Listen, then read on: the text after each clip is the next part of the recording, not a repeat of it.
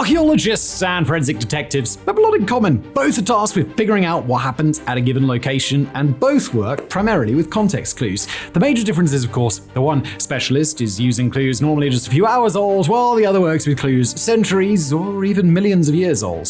When those pieces do come together and a picture forms, what we get is a window into the past. And although sometimes incomplete and a little hazy, that window is the best thing we're likely to get resembling genuine time travel. From a centuries-old glimpse into a thriving culture in the Amazon jungle to a snapshot of the horrific eruption of Mount Vesuvius, these are some of the biggest archaeological discoveries of 2024 so far.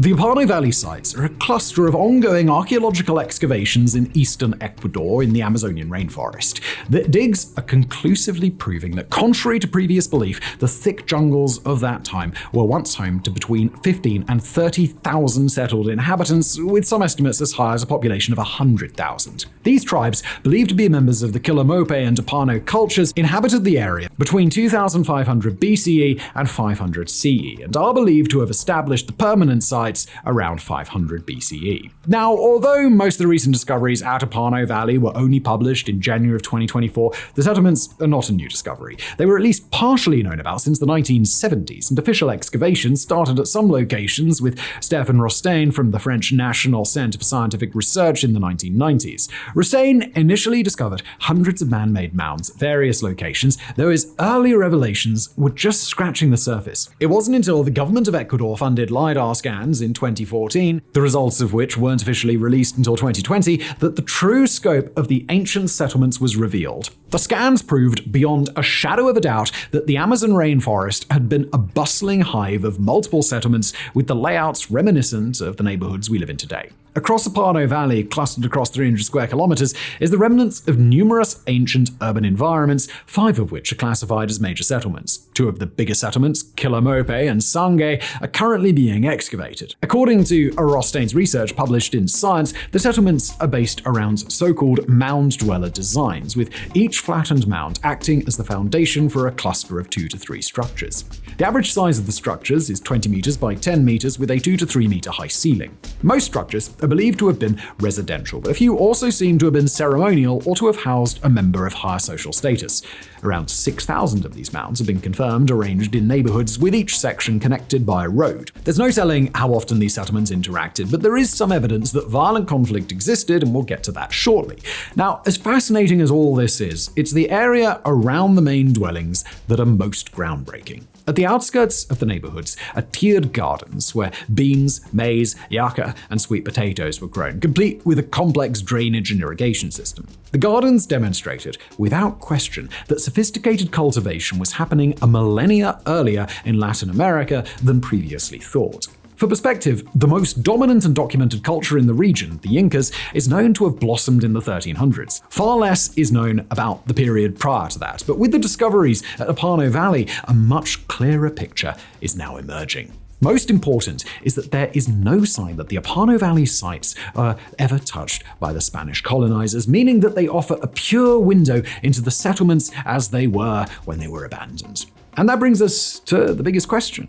Why were these well-established settlements simply left to be reclaimed by the jungle? Rostaing suggests that it may have been activity from the nearby Sangay volcano that prompted a sudden evacuation, while Manari Ushigwa, an indigenous leader of the Sapara nation, suggests it was a changing climate in accordance with the Mayan calendar. Ushigwa said in an interview, "They contain secrets about climate change that can help not only the fragile Amazonian environment, but the whole planet. We are suffering from the effects of rampant development and environmental destruction everywhere, but if we look to the jungle and these ancient places, we can learn a lot." Of course, the evacuation may also have been due to internal conflict between the neighborhoods or due to an external threat. Evidence of roads being barricaded and defensive ditches dug suggests that some sort of conflict did happen close to the end. Whatever the reason for the mound dwellings being abandoned, the Apano Valley sites are facing a very real modern threat. Some of the mounds have already been lost due to modern cattle farms, and Rostaing fears that if an intervention isn't staged soon, much of the sites may be lost entirely. January saw the discovery of the remains of an ancient Roman villa in Bacoli, previously Bauli, only for headlines across the world to declare that this was, in fact, the lost villa of Pliny the Elder. A truly astonishing archaeological discovery, if true, acting as a puzzle piece for one of the most well-known historical events in ancient Rome, the eruption of Mount Vesuvius. First and foremost, who was Pliny the Elder?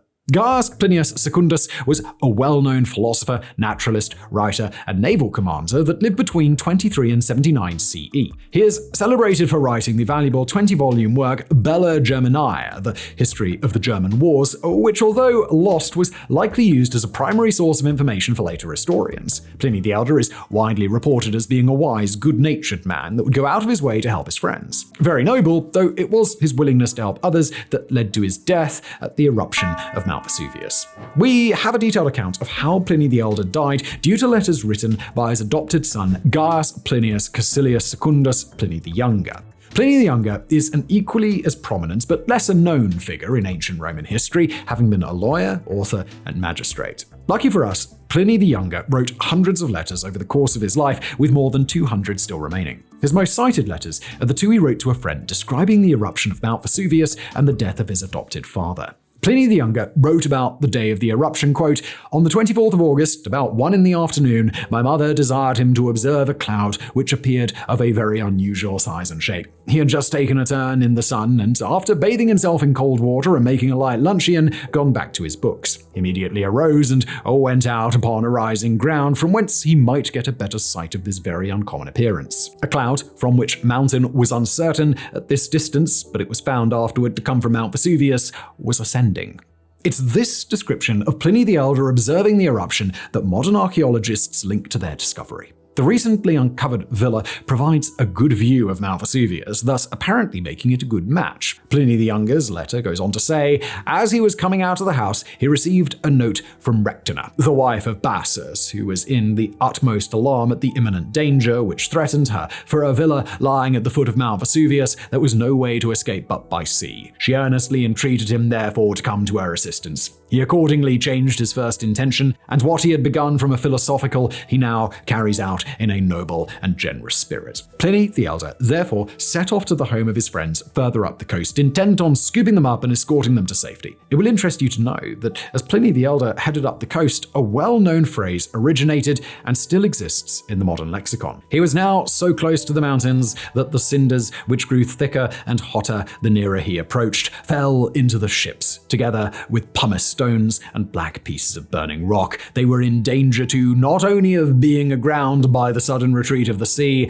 but also from the vast fragments which rolled down from the mountain and obstructed all the shore. Here he stopped to consider whether he should turn back again, to which the pilot advising him said, "Fortune favors the brave. Steer to where Pomponius is." And yes, this is where the phrase originally comes from. Pliny the Younger's letter then describes how his adopted father arrived to rescue his friends and how the group made their way back to the shore to determine if it would be safe to escape by sea. Quoting again, "There, my uncle, laying himself down upon a sail cloth which was spread for him, called twice for some water, which he drank, when immediately the flames, preceded by a strong whiff of sulphur, dispersed the rest of the party and obliged him to rise. He raised himself up with the assistance of two of his servants and instantly fell down dead, suffocated, as I conjecture, by some gross and noxious vapor, having always had a weak throat, which was often inflamed." Thus was the end of Pliny the Elder, that risked all to save his friends. Now, as to whether the recently discovered villa is that of Pliny the Elder, well, maybe, but almost certainly not. There were hundreds of similar villas along the coastline, and it would be a rather remarkable coincidence if this happened to be the exact villa. Don't blame the archaeologists, though. They simply hypothesized that it might have been that villa, and dozens of clickbait headlines sprung up declaring that it probably was. Speaking of Pompeii being covered in ash and pumice, the excavation of the buried city has been ongoing for decades. The site is seen as amongst the most valuable in history, given that virtually every dwelling in the city was preserved. The so-called Black Room was revealed earlier this year, providing yet another glimpse into life 2,000 years ago, or at least a glimpse into the life of the fabulously, somewhat promiscuously wealthy. The Black Room makes up part of an immense, lavishly decorated residence in Section 9 of Pompeii. According to archaeologists, the room was likely for late-night entertainment, with the walls being black in order to hide the soot and scorch from the lamps. The floor of the room, meanwhile, demonstrating impressive commitment, is made up of a mosaic of over 1 million individual white tiles. But it isn't the tiles that are most likely to catch your attention. Standing out on the black walls are a number of impressively detailed frescoes, and they are somewhat video demonetizing in nature. One set of paintings tells the story of the Greek Helen of Troy myth. In the first image is a very proud of his pirates Apollo who's attempting to seduce Cassandra, a priestess of Troy known for having accurate premonitions. Cassandra isn't into Apollo and sends him packing, though she perhaps should have known that Greek gods were a rather petty bunch. As punishment, Apollo curses Cassandra so that no matter how accurate her premonitions, no one will ever believe her. Another painting depicts the consequences of this encounter. Paris meets the beautiful Helen, and although Cassandra knows that this encounter will bring about the Trojan War, none will hear her warnings. Paris ultimately kidnaps Helen, a war results, and thus we have the legend of the Trojan horse. These paintings are all very fascinating and cement just how much the Romans enjoyed Greek mythology. But turn your attention to another fresco depicting the conception of Helen, and it becomes clearer that the Romans of Pompeii weren't just into Greek mythology, they rather relished the more promiscuous and taboo stories. The tale of Helen, according to legend, begins with Zeus transforming into a swan, specifically so that he may have his way with Leda. This same risque image of a swan being intimate with a lady is depicted elsewhere in Pompeii, giving us a pretty clear idea that if the Romans had access to the internet, they'd probably be clearing their search histories regularly. With all that being said, do archaeologists have any idea of who owned this home and what sort of person they were? Firstly, the residence, assuming all of this was part of a single home, occupies almost an entire block of Pompeii, including a laundry, bakery, stable, an expansive living area, and an interior garden. All a pretty good indication that whoever owned the residence not only had money, but was also very comfortable throwing it around. Additionally, the owner was so pleased with himself that he signed his name on the wall. The initials AVR are clearly visible, and according to Dr. Sophie Hay, it's almost guaranteed that this is Aulus Rustius Verus. His name has been found elsewhere around Pompeii, and it's been confirmed that he was a fabulously wealthy politician. Another already excavated home in Pompeii, known as the House of San Jano, likewise depicts risque frescoes and is home to what is almost certainly a brothel for the rich and famous. It won't shock you to learn that there's a good chance that Aulus Aristius Verus had connections here too, thus revealing exactly the sort of politician that he was. More than half of Pompeii has already been excavated and is accessible to the public, with about a third still remaining under layers of ash and rubble. Region 9 is actively being worked by Chief Restorer Dr. Roberta Prisco, archaeologist Dr. Sophie Hay, and co-lead archaeologist Alessandro Russo. The team is, amongst other projects, currently injecting glue behind the frescoes in an effort to prevent them from falling away from the wall. At the current rate of excavation, it will likely be a few decades before the whole of Pompeii is open for public viewing. A project recently got underway in the heart of Venice to replace the ancient massigni, paving stones used in the construction of the Piazza San Marco centuries ago. Most of the paving stones were still original at the time of the project, meaning that there was no telling what would be discovered beneath. Hence, even before they got busy, workers were told to keep an eye out for anything of potential archaeological value. Little did those workers know that as they removed the paving stones, they'd uncover part of an ancient church lost centuries ago, the Church of San Jano. Discovered in a crypt beside the church floors were 4 or 5 unknown skeletons, including a young child. It isn't known who the deceased are, but given the elaborate nature of their burial, they were likely individuals of at least some societal significance. Now, we've said already that archaeology is the act of piecing together context clues, and in this case, the Superintendency of Archaeology, Fine Arts and Landscape for the Municipality of Venice and the Lagoon are pretty confident that this is the famous church. According to Sarah Beanie, director of the excavation on behalf of the Superintendency, it all comes down to previously known information uncovered in documents. Sarah said, "The discovery is very important for the study of the original Piazza San Marco, which was very different from how we see it today and about which very little is known. Archival sources told us about this church dedicated to San Gimignano, however, its memory had been lost and it was not known exactly where it was located." So, how did the people of Venice manage to lose such a church? Well, as anyone that's played SimCity or Cities Skylines will tell you, planning a condensed urban center isn't easy, especially as far as foreseeing future issues is concerned. One of the biggest problems in urban development is the increase of residents over time, meaning that the original layout meant for a handful of people is suddenly rendered inadequate. Modern urban planners take these issues into account, but back in medieval times, this forward thinking wasn't as common. Such was the fate of the Church of San Jano, which was relocated 2 times before officially being demolished in the early 1800s. The Roman Catholic San Jano Church was first constructed in the late period of the ancient Roman Empire, the 6th century CE, or the Byzantine Empire. This was when the Holy Roman Empire fully shifted toward Christianity and began putting enormous value on churches. The exact origins of this particular church are unclear, but information points to the building being commissioned by General Narses. Some surmise he commissioned the church as a gift to the Venetian people as a thanks for helping with the siege of Ravenna. Either way, accounts of the church describe it as being opulent and adorned with many valuable decorations. From here, there is some evidence of the church being damaged by fires and earthquakes around 1000 CE, but the first well-documented step on the church's journey comes in the late 12th century. This is when Doge Sebastiano Ziani had the church demolished and relocated for the first time, primarily to allow for the Piazza San Marco to be expanded. Surviving for centuries after its first relocation, the church was then demolished and relocated in the 16th century, this time with designs by Cristoforo da Legnami. The project doesn't seem to have gone particularly well though, since our records say it was still incomplete by the middle of the 16th century, despite having been started in 1505. The construction was picked up in 1552 by Procurator Tommaso Rangone, but in this case his motivation seems to have been wanting a statue of himself on the church's main facade. He was denied this honor, but did eventually manage to get himself on the church of San Zulian later. After having been demolished and rebuilt twice, the Church of Gimignano finally came to its ultimate demise in 1807. The Republic of Venice fell in 1797 and was used as a military barracks, then was demolished by none other than Napoleon Bonaparte. Napoleon demolished the church to make way for his wing of the Procurati. Of course, the destruction of the church was certainly not looked on fondly, as is stated in the 1842 Handbook for Travellers in Northern Italy by Sir Francis Palgrave. Palgrave declared that the loss of the church was Gaelic vandalism, which has inflicted such irreparable injury upon the fine arts. The remains of the church at Piazza San Marco are currently being excavated, and we'll let you know if anything else interesting turns up.